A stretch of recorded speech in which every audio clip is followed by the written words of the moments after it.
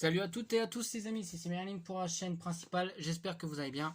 Aujourd'hui je vous fais un petit deck profile du deck zombie que j'ai utilisé aujourd'hui pour un tournoi en remote duel. On était peut-être pas nombreux mais on a pu faire 3 rounds. La première, je win 2-0 face à un Shadow pur. Donc le mec, j'ai réussi à avoir les haches avant, j'avais tout le temps go first. Sauf lui qui a go first de son côté à la seconde. Mais sinon, j'avais toujours H pour negate le Shadow Fusion. Il n'a pas pu faire beaucoup de choses avec ses combos. Moi, par derrière, j'ai su faire les miens. Il avait pas beaucoup de negate. Il avait énormément de briques pour la seconde. La première, c'est juste parce que j'ai préparé mon board. J'ai placé mon board. Il pouvait pas faire grand chose. Il pouvait juste passer un monstre et fin de tour. Puis après, moi, j'avais qu'à taper. Puis ça y est. Et ce qui lui a coûté la game à la seconde, c'est qu'à un moment donné, il a pu faire un truc. Il avait réussi à faire un mini combo, il avait balancé Anaconda. Et en fait, il a payé les points de vie d'Anaconda, il a balancé sa window. Mais après, voilà, j'ai réussi à remonter le board.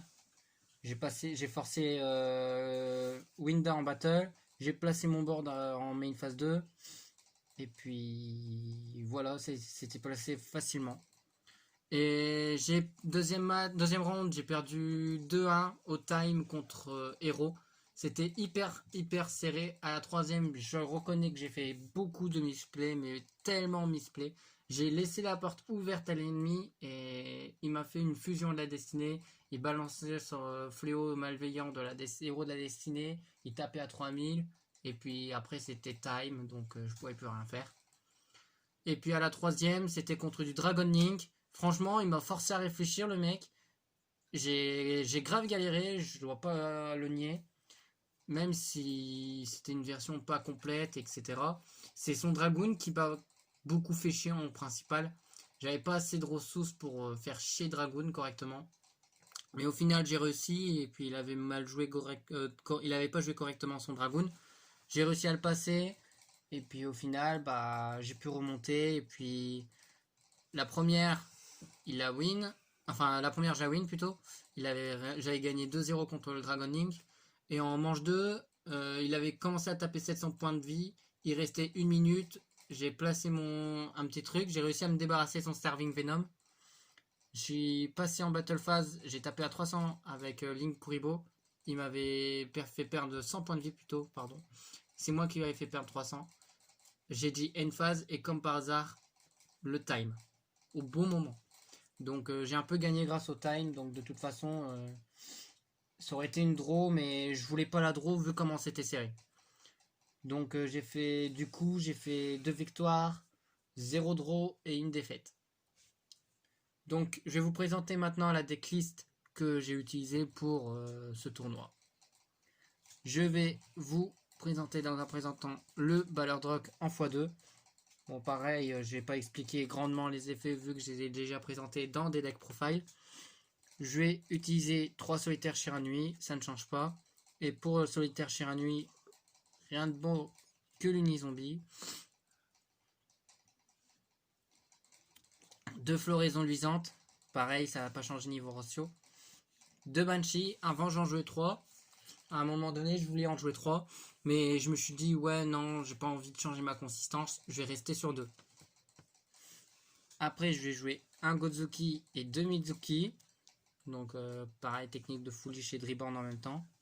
Fraulein Vampire qui m'a énormément aidé à temporiser contre Hero. Et franchement, c'était génial. Merci à Fraulein. Jacobolan, pareil, elle m'a permis de sortir Ballard Rock au moment opportun où j'en avais besoin. Et franchement, ça faisait grave plaisir. Dark Greffer, pareil, c'est le seul extender que je joue qui a rien à voir avec Zombie. Parce que ça se spé en défaussant une Ballard Rock parce qu'on veut pas Ballard Rock en main de départ. Même si on a moyen de la discard avec Unizombie. C'est tout ce qui pouvait nous gêner. Donc Greffer, ça nous servait grave. Ensuite, en end trap. Oula, elle est où la troisième? Pardon. Je vais jouer 3 H. 2 Nibiru pour les decks à combo. que j'ai pas réussi à sortir une seule fois parce que les gens s'arrêtaient souvent à 4 invocations. Drôle, parce que je les ai mis au cas où contre Dragmatica, je sais que c'est super efficace. Et de Veiler, parce que Veiler, voilà. C'est pour ça que j'ai retiré mes ogres. J'ai mis Droll à la place. Parce que je voulais pas trop jouer de Entrap. Parce que sinon, c'était limite, je me retrouvais avec une main full Entrap. Donc je me suis dit, maintenant, je vais élargir mes ratios. Je peux me permettre de jouer à ce ratio-là. Et franchement, ça fait pas brique. Ça apporte plus de negate qu'autre chose. Mais à la base, sinon, j'aurais pas joué Droll. Je voulais jouer Gamma. Mais comme j'ai pas Gamma, c'était un peu compliqué. En magie, j'ai joué 3 Zombie World, logique, 2 Super Poly, une fusion instantanée, appelée par la tombe parce qu'elle est limitée à 1, Foolish, Upstart Goblin, et Terraformation pour chercher le Zombie World. Et puis en piège, bien évidemment, on va jouer 3 Rivalry. Je sais que j'ai un pote qui m'a conseillé de ne pas la jouer, mais j'ai fait des tests et tant que j'ai pas Gamma tout ça, je peux me permettre de jouer Rivalry parce qu'en fait Rivalry elle m'a fait des games et franchement je peux dire merci à Rivalry. Désolé si je suis enrhumé, mais c'est mes allergies qui traînent dans le coin et ça me casse les couilles. Donc après bah j'ai mes fameux tokens par rapport à Nibiru ou même par rapport à mon extra deck. D'ailleurs en extra on va jouer de Vampire Sucker, un sauveur vent des terreurs et une ligne Kuribo pour les Link. Ensuite en synchro on va jouer Necrozombie aux yeux rouges et Borloo Savage. Borloo Savage au dernier tournoi je le sortais assez souvent.